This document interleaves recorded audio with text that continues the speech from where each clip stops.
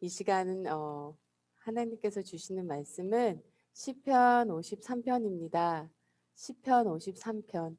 짧은 본문이기 때문에요. 제가 한번 읽고요. 그 다음에 성도님께서 조용히 한 번 더 봉독하시면 좋을 것 같습니다. 시편 53편. 다윗의 마스길, 인도자에 따라 마할랏에 맞춘 노래. 어리석은 자는 그의 마음에 이르기를 하나님이 없다 하도다. 그들은 부패하며 가증한 악을 행하며 선을 행하는 자가 없도다. 하나님이 하늘에서 인생을 굽어 살피사 지각이 있는 자와 하나님을 찾는 자가 있는가 보려 하신즉 각기 물러가 함께 더러운 자가 되고 선을 행하는 자가 없으니 한 사람도 없도다. 죄악을 행하는 자들은 무지하냐? 그들이 떡 먹듯이 내 백성을 먹으면서 하나님을 부르지 아니하는도다. 그들이 두려움이 없는 곳에서 크게 두려워하였으니 너를 대항하여 진친 그들의 뼈를 하나님이 흩으심이라. 하나님이 그들을 버리셨으므로 내가 그들에게 수치를 당하게 하였도다. 시온에서 이스라엘을 구원하여 줄 자 누구인가? 하나님이 자기 백성의 포로된 것을 돌이키실 때에 야곱이 즐거워하며 이스라엘이 기뻐하리로다. 푸른 마르고 꽃은 시드나 하나님의 말씀은 영원히 서리라.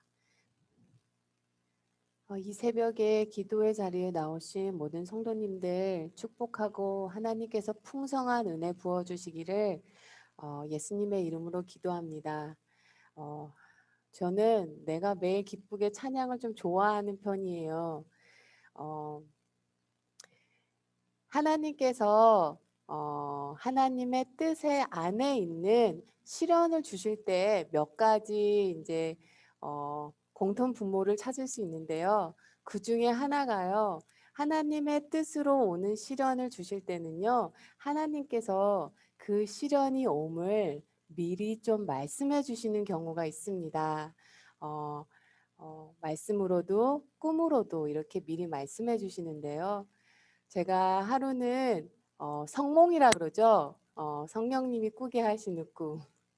하루는 어떠한 막인지 사람인지 잘 분간이 안 되는 그런 존재 중에 이렇게 그 중에 한 사람이 한 짐승이라 그랬지. 하여튼 저를 공격을 했는데요. 저한테 탁 달라붙더니 저를 한참을 째려보더라고요. 공격할 태세로 저를 쳐다보는데요. 제 안에 순간에 드는 마음이요. 네가 나를 아무리 어찌한다고 한들 내 안에 성령님이 계시니까 네가 나를 어떻게 할 수 없구나. 정말로요. 우리 안에 계시는 성령님 때문에요. 정말로 악한 영들은 우리를 순식간에 떡 먹듯이 잡아먹을 수 있지만요. 우리 안에 있는 성령님이 계시기 때문에 정말로 어떻게 할 수 없습니다. 어, 악한 영이 우리에게 할 수 있는 것은요. 나 이렇게 죽어야 하나 봐. 나 이렇게 더 살아서 뭐 하겠어. 나 이제 그냥 죽어야 하나 봐. 이 마음까지 이끌어가는 게 다예요. 그러나 생명을 주관하시고 삶을 인도하시는 분은 하나님이시라는 거죠. 2008년 10월에 엄청난 일이 영국에서 일어났습니다. 저희가 영국 하면 생각나는 게 그 빨간색 영국의 상징인 그 붉은 2층 버스 있잖아요. 2008년 10월에요. 영국의 그 붉은 버스, 전체적인 붉은 관광버스에 한 사인이 붙었습니다. 아마도 신은 없을 테니 걱정 말고 인생을 즐겨라. 미국, 영국 전체에 그 사인이 붙었습니다. 바로 이 사인은요, 그 만들어진 신라는 책의 저자 리처드 도킨슨이 대대적인 모금을 해가지고요, 영국의 모든 버스에 그 사인을 걸게 했는데요. 그렇게 돼서 화제가 된 무신론 광고입니다. 그런데요, 그거보다 더 충격적이었던 것은요, 그 광고가 나왔을 때 영국이에요. 그 수많은 선교사님을 중국으로 해외로 보낸 한국으로 보낸 그 영국에서요. 그 영국 사람들의 반응은 분노나 비난이 아니었습니다. 오히려 사람들이요. 야, 이번에 신에 대해서 얘기할 기회를 주니까 참 좋다 하고 무신론 광고를 오히려 환영했어요. 이 상황을요. 만일 한국에 있는 시내버스에 그 광고를 붙인다고 생각하면 한국의 반응은 어떨까 하는 좀 생각을 해봤습니다. 아마도 신은 없을 테니 걱정 말고 인생을 즐겨라. 이 말이 얼마나 무서운 말인지 인식하지 못하는 것 같습니다. 우리 안에는요, 죄를 즐거워하는 마음이 있습니다. 죄를 버리고 싶지 않은 마음이 있어요. 하고 싶은 대로 살고 싶은 마음이 있습니다. 그런데요, 하나님이 안 계시면요, 죄책감 없이 내가 하고 싶은 대로 이게 남에게 피해가 되지 않는다면, 법으로 허용된다면 그냥 하고 싶은 대로 살 수 있다는 것입니다. 그래서 하나님은 없다고 하는 것입니다.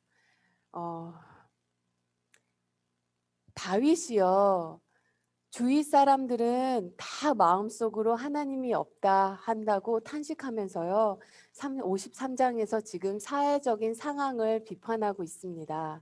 탄식하면서 하는 말이요. 한결같이 썩어서 더러우니 바른 일 하는 사람이 없다고 합니다. 3절을 보면요. 각기 물러가 함께 더러운 자가 되었다고 합니다. 여기서 각기 물러가라는 말을 한번 좀 볼 필요가 있는데요. 이게 원어가 갖고 있는 뜻은요. 백슬라이드입니다. 백슬라이드라는 말은 뭐냐면요. 되돌아가다는 거예요. 타락하다는 거예요. 신앙을 버리다는 것입니다. 믿음을 저버렸다는 거예요. 자기가 있어야 될 자리에서요. 이렇게 흘러내려왔다는 말입니다. 이스라엘 민족은요. 하나님을 믿는 민족입니다. 그 누구도요. 하나님을 부인하지 않습니다. 그러나 마음으로 하나님을 완전히 떠났다는 거예요. 우리가요, 하나님은 안 계셔. 하나님을 믿지 않아. 이런 사람들에게는요, 사실 좀 더 인내할 수 있고요, 품을 수 있고요, 기도할 수 있고요, 전도할 수 있어요. 그런데요, 같은 교회 안에서 같은 신앙생활을 하는데요, 입으로는 하나님이 있다고 하는데 하나님을 믿는다고 하는데요. 삶 속에서는 하나님을 전혀 믿는 것 같지 않게 살아가는 사람들 사이에 둘러싸여서 살아간다는 거는 정말로 참 큰 고통이고요. 참 많이 외로워요. 그거 아십니까? 북미 전체 교회의 약 90%가 출석 교인이 100명 미만의 교회라고 합니다. 미국 교회의 80에서 88%가 정체되어 있거나 쇠퇴하고 있다고 합니다. 매년마다요. 조사 결과로요. 3,500개에서 4,000개의 교회가 지금 사라지고 있는 상황이랍니다. 이 말은요. 1년에 수많은 사람이 교회 정문으로 교회 안에 들어오긴 하지만 더 엄청난 숫자들이 교회 뒷문으로 나가고 있다는 얘기예요.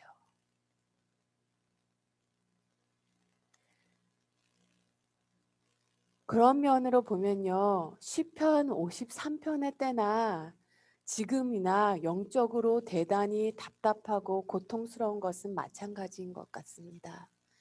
한 청년이 한 청년도 아니에요. 벌써 여러 명의 청년한테 이 말을 들은 것 같습니다. 고등학교까지는 열심히 신앙생활을 하다가 그 청년의 입에서 나오는 말이 자기는 하나님이 안 계신다는 거예요. 하나님은 계시지 않는다는 겁니다. 정말로 요즘에 미디어나 SNS의 힘이 너무나 강해서요. 아직 영적으로 단단해지지 않은 어린 학생들은요. 그런 미디어에 나오는 그런 말로 인하여 아 그래 하나님은 안 계셔 라고 이렇게 마음이 흘러가게 되는 거죠. 이런 경우가 가장 마음이 아픕니다. 너무나 가슴이 저려요. 그런데 그래도 희망은 있다는 것입니다. 하나님은 하나님의 백성을 절대로 그렇게 흘러보내지 않으신다는 거예요. 바로 2절 말씀입니다. 하나님이 하늘에서 인생을 굽어 살피사 지각이 있는 자와 하나님을 찾는 자가 있는가 보려 하신즉. 하나님께서요 허리를 굽히시고요 이 땅의 인생들을 보고 계신다는 것입니다. 그런데요 하나님이요 허리를 굽혀서 굳이 볼 필요가 있을까요? 하나님은 이미 모든 것을 다 알고 계세요. 나의 지난 날의 죄도 알고 계시고요. 내가 미래에 질 죄도 다 알고 계십니다. 내가 가장 악했을 때의 모습도 다 아시고요. 나는 안 그런 척 시침이 뚝 떼고 있는 그 죄도 다 아시고요. 그 어떠한 것도 하나님한테는 놀랍지 않고요. 그 어떠한 것도 하나님을 좌절시킬 수 없다는 거예요. 이미 다 알고 계신다는 겁니다. 2절 말씀은요. 그만큼 하나님이 한 영혼에 대한 마음이 간절하시다는 거예요. 그리고 다윗은 탄식의 기도를 드렸습니다. 6절 말씀. 하나님 시온에서 나오셔서 이스라엘을 구원해 주옵소서. 이것이 우리가 드려야 되는 기도라는 것입니다. 하나님께 드러나 달라는 거예요. 하나님께서 미리 손대미지 아시면 우리는 하나님을 알 길이 없다는 것입니다. 사람들이 하나님을 알게 해달라는 거예요. 이것이 우리 매일매일의 눈물의 기도가 되어야 합니다. 많은 사람들이요, 제가 전에도 말씀드렸지만 어느 고등학교 그분이 엄마는 다 보고 있다 라고 하는데요. 많은 분들이요 하나님을 이런 존재로만 알고 계세요. 하나님은 무섭고 두려운 존재, 잘하나 못하나 감시하는 존재, 그렇게 생각하세요. 그러나 2절 말씀은요 하나님은 감시하는 존재가 아니라 한 영혼이라도 찾으시는 분이시라는 겁니다. 한 사람이라도요 그 입술에서 주여 나를 도우소서, 하나님 나를 도우소서, 하나님 나를 구원하소서, 하나님 제가 다 망쳐버렸습니다, 이렇게 그 입술에 고백이 있는 자를 하나님께서 반드시 하나님께 이끄신다는 거예요. 제가 어렸을 때 저희 집에 하나의 규칙이 있었습니다. 절대로 집 안에서는 공놀이를 하면 안 된다. 아마도 몇 번의 사고가 있었던 것 같아요. 저희가 다 여러 번 했던 것 같지만 집 안에서 불장난 하다가 장판을 태워 스티커로 열심히 붙여놓기도 하고요. 저희 집은요 절대로 집 안에서는 공놀이를 할 수가 없었습니다. 금기사항이었죠. 그러던 비 오는 어느 날 몸이 근질근질했던 저희 삼촌과 막둥이 삼촌, 저희 집의 장손이었던 삼촌과 저는 결국 집 안에서 야구를 하게 됐습니다. 야구를 하다가요 제가 벽에 걸려있는 큰 벽걸이 시계 있죠. 그것을 무장창창 깨고 말았어요. 그때까지 종갓집의 장손이라고 그렇게 거들먹었던 삼촌은요 제가 깼다고 모든 걸 저한테 또 맡겼습니다. 그래서 저는요 어떻게 했냐면요 그 시계 조각조각을 다 모아서요 저희 집은 엄청나게 큰 김장통이 있었어요. 빨간색. 보통 몇 사람이 들어가서 목욕을 해도 될 수 있을 정도로 큰 김장통이 있었습니다. 워낙 음식 솜씨가 좋았기 때문에요. 함께 김장을 담그는 그게 있어서요. 제가 그 시계 산산한 그 시계 조각을 그 김장통 아래에 숨겼어요. 숨기고는 이게 들키지만 않으면 아무도 모를 거야. 그렇게 하루하루를 학교를 갈 때마다 그 김장통을 지나갈 때마다 제 안에 두려움과 절망은 정말로 그 극치에 다다랐고요. 아, 겨울만 오지 않는다면 아무도 모를 거야. 정말로 그렇게 생각을 했어요. 겨울이 안 왔으면 좋겠다. 그런데 어느 날 그 김장통을 쓰실 일이 생겼다는 겁니다. 할머니께서 사람들에게 저 김장통을 빼놓으라는 거예요. 드디어 올 날이 왔습니다. 저는 집안에서 테레비를 보고 있다가 마당으로 뛰어나가 할머니께 잘못했다고, 제가 깼다고, 시계 깼다고 제가 했다고. 근데 할머니는 이미 알고 계셨어요. 생각을 해보면요, 하루에도 수십 번 쳐다보는 그 벽시계가 그 벽에서 사라졌는데 어떻게 사람들이 모를 수가 있겠습니까? 근데 어린 마음에는요, 아무도 모를 거라고 생각을 했어요. 그게 들키지만 않으면. 할머니께서는요, 눈물을 펑펑 흘리면서 잘못했다는 저를 안아주시고, 아이고, 그 이 조그만 녀석이 이 조그만 마음에 그 마음을 어떻게 품고 이제까지 있었냐고, 괜찮다고, 다치지 않았으면 괜찮다고. 이미 모든 가족이 알고 있었던 거예요. 사람이 이렇습니다. 김장통 안에 그 부서진 시계 조각을 넣어 놓으면 아무도 모를 거라고. 우리 가운데 어떤 분들은 하나님께서 바라지 않는 일에 연루되어 있을 수도 있을 것입니다. 죄를 저지르고요, 김장통 아래 숨겨놓은 것처럼 덮으신 분도 있으실 거예요. 나만이 알고 있는 유일한, 내가 지은 죄 나만이 알고 있는, 내가 그 유일한 사람이라고 아직도 생각하십니까? 이미 하나님은 알고 계세요. 나의 아주 악한 모습도요. 나도 스스로 부끄러운 모습도요. 그런데 하나님께는요, 하나님이 이 언제 알게 될지 노심초사하며 걱정으로 밤을 지샐 필요가 없다는 것입니다. 이미 하나님은 알고 계신다는 거예요. 죄 지은 자 짓지 않은 것처럼요, 가장하며 살 필요 없다는 것입니다. 하나님께서 우리에게 가장 원하시는 것은요, 모든 것을 깨끗이 털어버리고요, 방향을 바꾸는 거예요. 그렇게 하나님 앞에 나오기를 기다립니다. 많으신 분들이요, 어느 정도 영적으로 좀 정리가 되고 신앙이 좀 어떻게 있고 조금 더 생활이 정돈이 되면 하나님 앞에 나온다고 하시는데요. 하나님은요, 지금 있는 그대로 나오셔서 하나님께, 하나님 제가 다 깨트려 버렸어요.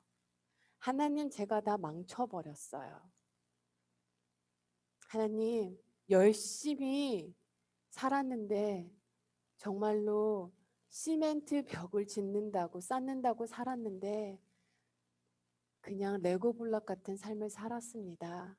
하나님, 이렇게 하고 나오시는 그분을 책망하지 않으신다는 거예요. 하나님이 원하시는 것은 나로부터요, 죄로부터 자유케 하고요, 새로운 길로 인도하시는 거, 그거 하나라는 거예요. 하나님, 제가 그랬어요. 제가 다 망쳐버렸어요. 제가 무지해서 그랬어요. 제가 어려서 뭘 몰랐어요. 그렇게 말하면 된다는 거예요. 그리고 하나님의 대답을 기다리시면 됩니다. 혹시 내 안에 있는 죄책감으로 하나님께서 나오기를 기다리시는데도 나가지 않고 망설이시는 분 계십니까? 지금 나가시면 돼요. 지금 나가시면 하나님께서 미리 내가 이 자리에 나오기를 기다리고 계시는 하나님을 반드시 만나시게 됩니다. 복음이 새 생명을 주는 것은요, 복음이 생명을 바꾸는 것은요, 내가 얼마나 큰 죄인인지, 얼마나 이기적이고 자기중심적인지, 얼마나 위선적인지를 아는 것도 큰 충격이지만요, 그것보다 더 충격은요, 나의 모든 죄를 알고 계시면서도 여전히 나를 사랑하시는 그 하나님, 그 하나님의 사랑이 더 충격적입니다. 이 충격이 새 삶을 살게 해요. 베드로전서 2장 9절에서는요. 우리 모두 다 어둠에 있었던 사람들이라고 얘기합니다. 우리 모두를요. 하나님께서 어두운 데서 불러내어 하나님의 빛 아래 들어가게 하신 것은요. 하나님의 아름다운 은혜를 선포하기 위함이라 했어요. 베드로전서 2장 9절 말씀. 너희는 택하신 족속이요 왕 같은 제사장이요 거룩한 나라여 그의 소유된 백성이니 이는 너희를 어두운 데서 불러내어 그의 귀한 빛에 들어가게 하신 이의 아름다운 덕을 선포하게 하려 하심이라. 그러나 회개에도 정해진 기간이 있다는 것입니다. 하나님께서 정해진 기간을 두셨다는 거예요. 그리고 그 안에 하나님 앞에 나오지 않는 자, 결국은 시편 53편 5절에서요. 그런 자들은 두려워할 필요 없는 두려워하지 않아도 되는 곳에서 두려워한다고 합니다. 두려울 게 하나도 없는 곳에서 두려워한다는 거예요. 그리고 그들의 뼈를 하나님이 흩으신다고 하셨습니다. 뼈를 흩으신다는 말은요, 이스라엘의 그 문화에서는요, 가장 최악의 상태인 것입니다. 아무리 이 땅에서 힘든 삶을 살아도요, 사람이 죽으면요, 어떻게 하냐면 1년 정도 동굴 같은데 이렇게 무덤에다가 동굴 같은 데다 그 시체를 놓습니다. 1년이 지나면 그 모든 시체는 부패가 되고요, 뼈만 남아요. 그러면 그 뼈를 1년 지난 후에 그 뼈를 다시 다 가져다가요. 모든 가족이 함께 장사를 지내는 한 통 같은 데가 있어요. 거기에 그 가족의 모든 조상들의 뼈를 거기다 한꺼번에 다 담습니다. 그러면 그 뼈를 그 통에 담는 거예요. 그래서 이제 네가 네 조상들에게 간다는 그런 뜻이 있는 것입니다. 하나님께서 흩으신다는 것은요. 이 땅에서 그리고 이 다음의 땅에서도 네가 갈 곳이 없다는 것입니다. 너의 그 자취를 절대 찾을 수 없다는 거예요. 삶의 의미도 그 무엇도 아무것도 존재하지 않는다는 것입니다. 제가 참 무서운 거예요. 제가 참. 죄는 우리를 하나님으로부터 멀어지게 합니다. 아담과 하하가 죄를 짓고 그들은 숲을 속에 숨었습니다. 하나님을 피할 수 있다고 믿었어요. 가인 또한 동생을 죽이고 하나님께 왜 동생 아벨을 나에게 찾느냐고 오히려 하나님께 따집니다. 여호와 시대의 아간이라는 사람은요, 적들의 물건을 전리품을 숨기고요, 끝까지 자신은 모르는 척했어요. 모르는 척했습니다. 신약에 와서는 어땠나요? 아나니아와 삽비라 자신의 땅의 일부만 팔아놓고 사람들에게는 자신들이 영적인 사람인 것처럼 보이게 하기 위해서 마치 자기가 전 재산을 팔아 사람들을 구제하는 것처럼 성령 앞에 거짓말을 했습니다. 죄는 그렇게 하나님과 나의 관계에 치명적이라는 거예요. 그러나 하나님은 회개하는 한 사람, 하나님 앞에 나와 제가 다 망쳤습니다. 라고 말하는 그 사람을 찾으신다는 거예요. 그리고요, 그 한 사람으로 인해, 그 의인 한 사람으로 인해 그 성을 벌하지 않으신다는 것입니다. 예레미야 5장 1절에서 같은 말이 나와요. 너희는 예루살렘 거리로 빨리 다니며 그 넓은 거리에서 찾아보고 알라. 너희가 만일 정의를 행하며 진리를 구하는 자를 한 사람이라도 찾으면 내가 이 성읍을 용서하리라. 이게 참 말이 안 되는 것 같아요.